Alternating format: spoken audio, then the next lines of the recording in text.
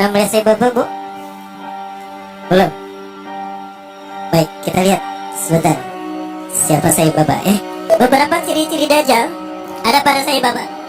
Ada seorang janda punya anak 4. Dia datang pada Sai Baba dan berkata, "Wahai Sai, Anda adalah Tuhan kami, Anda Tuhan saya. Saya seorang janda sudah 4 tahun ditinggalkan oleh suami saya. Saya punya anak 4, kami miskin Sai. Kami ingin merubah hidupnya. Anda adalah maha kaya Tuhan kami, tolong kami beri karunia." Sai Baba hanya menggerakkan tangannya, maka emas keluar dari tangannya, diberikan pada wanita janda tadi. Sai Baba berkata begini, "Kamu ragu saya Tuhan kamu? Coba apa yang bisa dilakukan Tuhanmu, saya akan melakukannya." Maka apapun yang diminta oleh Syekh tadi, Sai Baba melakukannya. Maka apa yang terjadi? Syekh tadi menjadi pengikut Sai Baba yang setia. Maka jika ada manusia-manusia yang luar biasa di antara kita, itu adalah mereka yang dibentuk oleh Dajjal. Contohnya siapa? David Copperfield, David Mindfreak. Siapa lagi? Para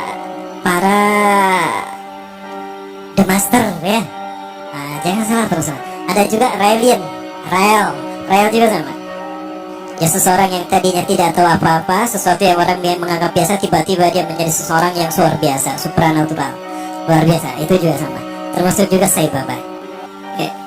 Kemudian dari tatapan, aura tatapan matanya adalah sihir. Maka siapapun yang terkena tatapan, pas tatapannya bertemu, itu maka dia ada dalam kendali Dajjal. Hatinya ada dalam genggaman Dajjal. Lihat mata Sai Baba. Dan Sai Baba selalu menggunakan pakaian yang digunakan oleh Nabi Isa, kata Rasulullah nanti. 3 warna, serupan warna merah, orange, kuning, dan putih. Sai Baba selalu menggunakan itu. Para pengikut Sai Baba banyak tersebar seluruh dunia. Terbesar kalau di Indonesia ada di Magelang, Jakarta, Surabaya.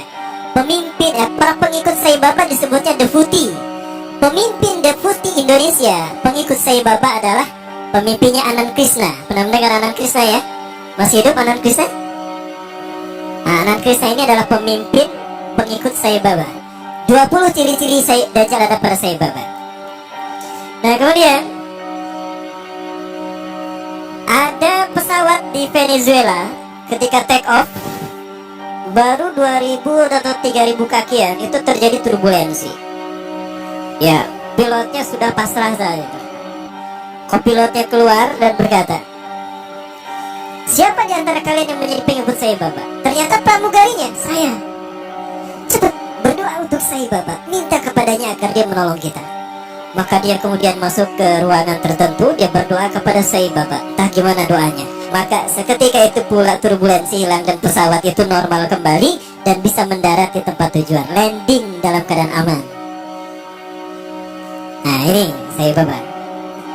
Berikutnya juga, ya, masih terkait tentang Sai Baba. Ada seorang janda punya anak 4. Dia datang pada Sai Baba dan berkata, "Wahai Sai, Anda adalah Tuhan kami, Anda Tuhan saya. Saya seorang janda sudah 4 tahun ditinggalkan oleh suami saya. Saya punya anak 4, kami miskin Sai. Kami ingin merubah hidupnya. Anda adalah maha kaya Tuhan kami, tolong kami beri karunia." Sai Baba hanya menggerakkan tangannya, maka emas keluar dari tangannya, diberikan pada wanita janda tadi. Ada seorang syekh dari Arab ingin menghujah Sai Baba. Ingat Rasulullah pernah berkata, "Ketika kalian melihat Dajjal, lari menjauhinya. Jangan kalian mendatanginya, karena sekuat apapun hujah kalian, jika kalian tidak yakin dengan keimanan kalian, kalian akan menjadi pengikutnya." Akan ada seseorang ketika Dajjal muncul, dia datang menghampiri Dajjal. Yahujja bihujjatihi, dia menghujah dengan kemampuan pikirnya. Fasara tabi'an lahu haqqa tabi'. Ternyata dia menjadi pengikut Dajjal yang setia. Ini terjadi pada Sai Baba. Seorang syekh dari Arab Saudi, maaf, dari Timur Tengah, saya tidak sebut Arab Saudi ya, keceletot, datang menghampiri Sai Baba. Sai Baba berkata begini, "Kamu ragu saya Tuhan kamu? Coba apa yang bisa dilakukan Tuhanmu, saya akan melakukannya." Maka apapun yang diminta oleh syekh tadi, Sai Baba melakukannya. Maka apa yang terjadi? Syekh tadi menjadi pengikut Sai Baba yang setia. Baik, kita masih bicara Sai Baba. Penuh sihir kan tatapannya ya? Begitulah Dajjal. Dajjal lebih dahsyat daripada ini. Suatu saat Sai Baba pernah diundang ke Amerika. Sekelompok petinggi militer angkatan darat Amerika kehilangan sebuah dokumen, dan yang tahu hanyalah seorang jenderal yang bernama Connor. Jenderal Connor ini sudah meninggal. Maka dipanggillah Sai Baba. Ketika Sai Baba datang ke jasa General O'Connor, dia menaburkan tepung vibuti. Nanti saya perlihatkan tepung vibutinya insyaallah.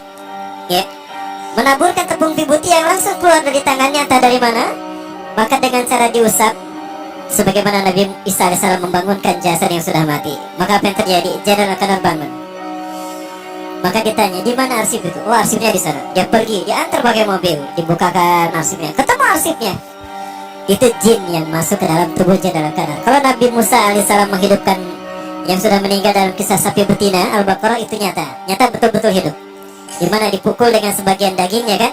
Fatribuhu bi ba'diha, pukul dengan sebagian dagingnya, itu betul-betul hidup. Nah, dia pernah melakukan apa yang semacam hal itu ya. General O'Connor pun bangun. Kemudian ada hal yang menarik lagi terkait dengan Sai Baba. Saya sempat perlihatkan tepung vibuti yang dia keluarkan, yang dengannya dia menyembuhkan orang yang buta, ya, menyembuhkan orang yang sudah membangunkan orang yang sudah mati. Tapi sekali lagi, ini biiznillah, dengan izin Allah. Allah mengizinkan kepadanya untuk melakukan itu sebagai sebuah istidraj. Apa istidraj? Rangsangan, ya. Apakah dia mau bertobat atau kembali kepada Allah Subhanahu wa taala? Sebelum ini muncul, ya ini agak lama.